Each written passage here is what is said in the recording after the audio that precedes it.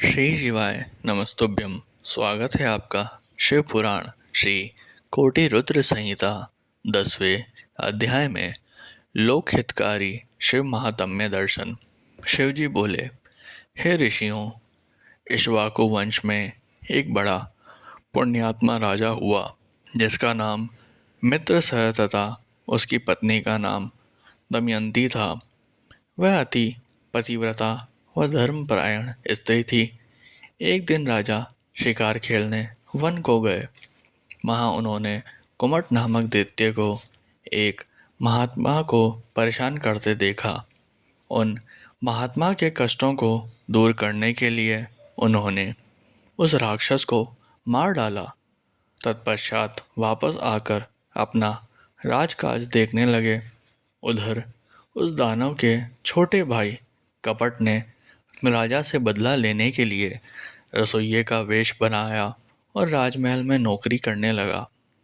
एक बार गुरु जयंती के अवसर पर राजा मित्रसेन ने अपने गुरु वशिष्ठ को भोजन के लिए आमंत्रित किया। गुरुदेव राजा के घर पधारे। उस कपटी राक्षस ने राजा से बदला लेने के लिए खाने में मांस मिला दिया और वह भोजन वशिष्ठ जी को परोस दिया। परंतु गुरु वशिष्ठ ने भोजन करने से पूर्व ही जान लिया कि इस भोजन में मांस है। यह देखकर मुनि को राजा पर क्रोध आ गया और उन्होंने राजा को सदैव के लिए राक्षस बन जाने का शाप दे दिया। शाप सुनकर राजा रोने गिड़गिड़ाने लगा और बोला, मुनि श्रेष्ठ, मुझे क्षमा कर दें, यह अपराध मैंने नहीं किया है। राजा के वचनों को सुनकर वशिष्ठ मुनि सोच में डूब गए। तब उन्होंने अपनी दिव्य दृष्टि से जान लिया कि अपराध रसोइये का है, जो कि वास्तविक में एक राक्षस है।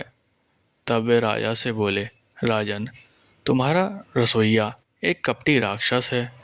उसी ने जानबूझकर भोजन में मांस परोसा है। मैं अपना शाप वापस तो नहीं ले सकता, परंतु इसका असर कम कर सकता हूँ। तू 12 वर्षों तक राक्षस रहेगा। यह कहकर मुनि वशिष्ठ वहां से चले गए। उस शाप के कारण राजा राक्षस बन गया और वनों में भटकने लगा। वह जीवों को मारकर खाता था। एक दिन वह भूखा भटक रहा था।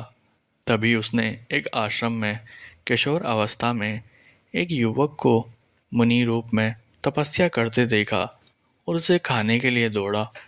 मुनि की पत्नी ने देख लिया कि वह राक्षस उसके पति को खाना चाहता है।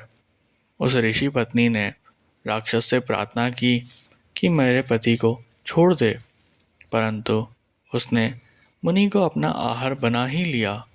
मुनि पत्नी शोक में डूब गई और उस राक्षस को शाप देते हुए बोली, अरे दुष्ट राक्षस, तूने मेरे पति को मार डाला।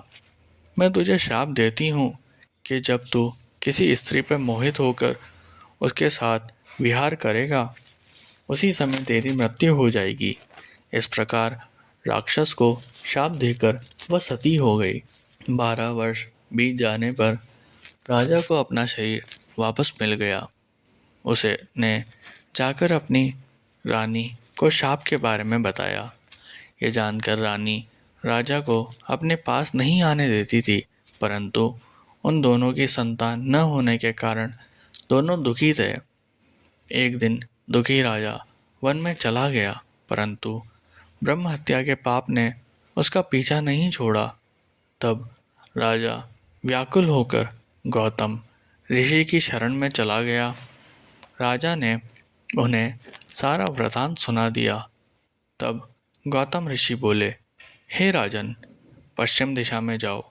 वहाँ गोकर्ण नाम का तीर्थ है, जहाँ महाबल नामक ज्योतिर्लिंग है। उस कुंड में स्नान करके देवादिदेव महादेव जी का पूजन अर्चन करने से सभी पाप नष्ट हो जाते हैं। इसलिए तुम वहाँ जाकर शिव जी की आराधना करो, तभी तुम्हें ब्रह्म हत्या के पाप से मुक्ति मिलेगी। गौतम ऋषि के वचन सुनकर राजा प्रसन्न हुआ और उनसे आज्ञा लेकर गोकर्ण तीर्थ को चला गया। वहाँ उसने कुंड में स्नान करके भगवान शिव का पूजन और आराधना आरंभ कर दी, जिसके फलस्वरूप राजा को ब्रह्म हत्या के पाप से मुक्ति मिल गई।